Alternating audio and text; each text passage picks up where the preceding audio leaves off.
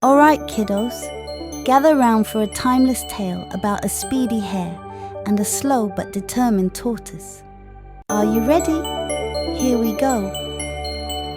Once upon a time, in a cozy little forest, there lived a hare who loved to boast about how fast he could run. He was the fastest creature in all the land, or so he thought. With his long legs and swift feet, he zoomed around, leaving a trail of dust behind him. Now, not too far away, there lived a tortoise. He wasn't as fast as the hare. In fact, he was quite slow and steady. He liked to take his time, plodding along at his own pace, never rushing.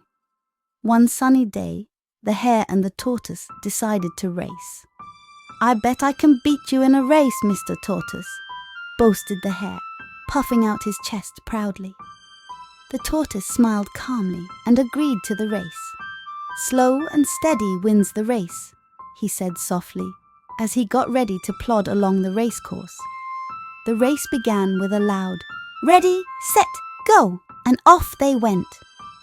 The hare dashed ahead, his feet flying like the wind.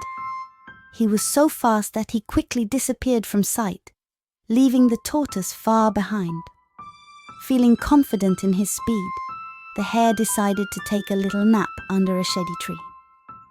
"I have plenty of time to spar," he thought, closing his eyes and drifting off to sleep. Meanwhile, the tortoise continued on his slow and steady pace, never stopping or giving up. He trudged along, one step at a time, focused on reaching the finish line.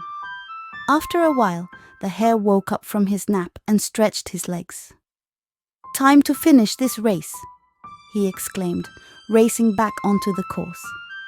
But when he reached the finish line, what did he see? The tortoise was already there, smiling proudly as he crossed the finish line. The hare was astonished. "How did you beat me?" he asked the tortoise, scratching his head in disbelief.